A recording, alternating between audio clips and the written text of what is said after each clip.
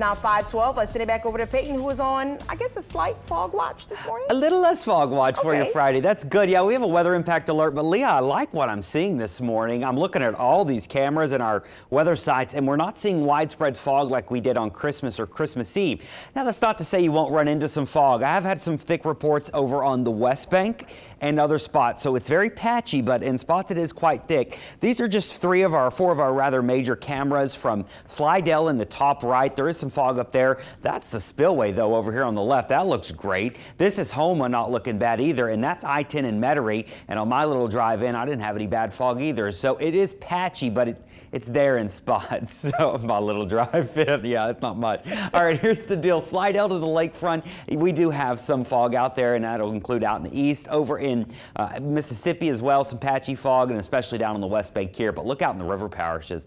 We're not reporting any visibility issues there. So if you do have fog, it'll last only through 8 or 9 this morning, and we are warming up big time. I've got a high near 80 degrees today, well above average by like 15 degrees. Now, with the warm temperatures, they're going to carry into the weekend, which means patchy fog, especially near bodies of water. So we'll keep patchy fog, patchy dense fog at least through Sunday, but that change on Monday is a big cold front. By the way, if you're traveling for today, heads up, we've got a big snowstorm coming out of the Great Lakes over towards New York. That will be the hot spot today. Also, we've got a lot of rain still out in west. I mean, they need to be done with the rain. They've just been getting pounded, but they've got more rain in California, up in Oregon, and up in Washington. But look at the south. I mean, Dallas, Texas, summer today, 85 degrees there. So again, if you're traveling northeast today around New York, they're going to have some pretty big snow total. I think the worst will stay just north of the city of New York, but it's something to be aware of for those spots.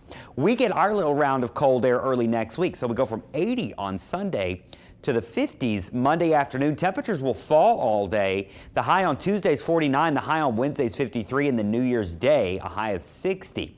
Morning temperatures, we've got some freezes on the way. I've got a light freeze Tuesday morning on the North Shore. I've got mid-30s on the South Shore. Wednesday morning, we're going to be talking about a freeze potential near the metro. I mean, I've got 20s down in the bayou. I've got mid-20s north of I-12, so this is a hard freeze Wednesday morning of next week. So we'll be monitoring that here over the coming days. And yes, New Year's Eve will be cold. We are expecting temperatures to start in the 40s. And then as you ring in the new year at midnight, we'll be dropping close to the 30s, especially on the North Shore. So it will be cold as we introduce 2026.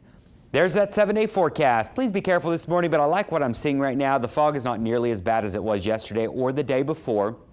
So hopefully give you a little relief out on the roads. Tomorrow and Sunday, still some patchy fog around just because it's so warm. By the way, Monday, the cold front gets here Monday morning. I've got a couple showers with that. I don't think it's a lot, but can't rule out a stray shower there. And then cold on Tuesday, chilly on Wednesday, and then we'll gradually start to warm back up as we head into the new year. But New Year's Eve celebrations are looking to be on the cold side right now. And with the new year, about 60 degrees that afternoon.